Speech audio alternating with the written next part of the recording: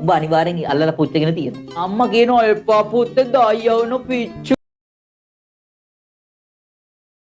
අල්ලන්න අපා කියනවා. අනිවාර්යෙන් උඹ අල්ලනවාමයි ගయ్యා වුණා කියලා වැඩක් කියලා තියෙනවා. ඉතින් ඔයාලා මේ කියන්න ලැජ්ජයි මම.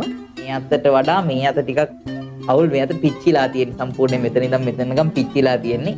ඒ මම මට මතකත් නෑ මං අවුරුදු 2කමාරක් 3ක් විතර කාලෙදි අපේ මේ ගෙදර එන දෙල් හැලියක් වෙනවලු බාසුන හැලට කණ්ඩ ඊ හදන කාලේ. හරිද මන් දන්නේ නෑ නේද මම මිදුලේ ඇවිදලා වට හම්බෙලා කෝසෙටයක්. එන දෙල් හැලියක් වෙනවලු ලිපක. ඉතින් මට කෝසෙටයක් හම්බෙලා මම මොකද කරලා තියෙන්නේ කෝසෙටය අරගෙන ඇවිල්ලා පුතේ ගෙනල්ලා දෙල් හැලියට දාලා. දැන් මම මේක නෙමෙයි ආතල් එක පුතේ. දැන් දැම්මහම බං කොස්සෙටේ යට යනවනේ අර දෙල් හැලිය.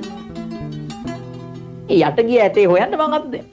හරිද? ඇටේ හෙව්ව තමයි. ඉතින් ආය එලිම මෙතන ඉඳන් මෙතන පිච්චුණා. පස්සේ ඉස්පිරිතාලේ අරගෙන ගියේ තමයි වැඩේ කේස් එක මෙයා කරලා තියෙන්නේ.